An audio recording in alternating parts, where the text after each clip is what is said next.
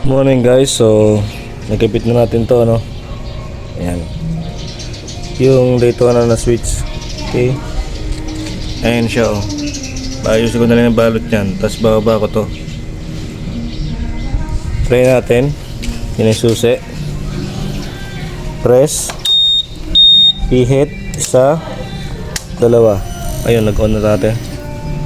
Oh, una. Ano ba to? Ito yung preno. Tapos push start.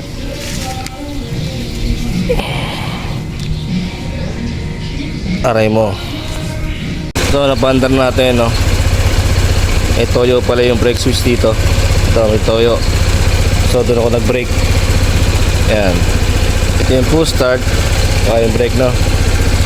Tapos ito yung hazard niya, mga boss. Ayan, hazard.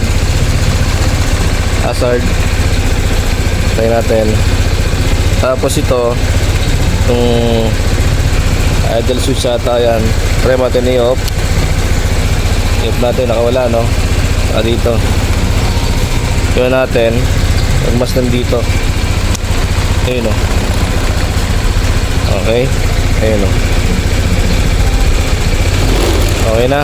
Ito lang naman ginabit natin dito. Kaya pala ito pinakabit, no? Kasi yung switch malaki, yung original.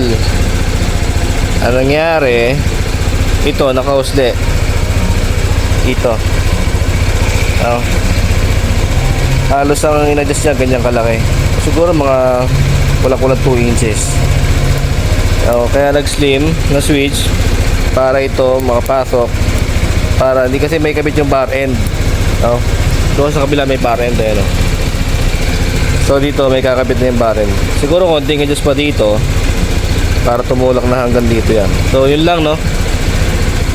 Maaga tayo nagising kasi maaga tayo natulog. Tulog tayo, ano, wala pang 1 o'clock. Time check na tayo, 7:27 ng umaga, oh. No? Tapos na natin to. So sabihin na natin sa may-ari na paldan to ng brake switch at ayaw na gumana, eh. Ito lang naman itong brake switch ito. Yun lang. So sa mga gusto magpagawa nito, PM lang, no. Wala akong tinta nito, mga boss, no. Nag-install lang po ako. Nag-wiring. Okay? Daytona switch po para sa PCX 160. Maraming salamat po, mga bossing. Kahit safe sa lahat.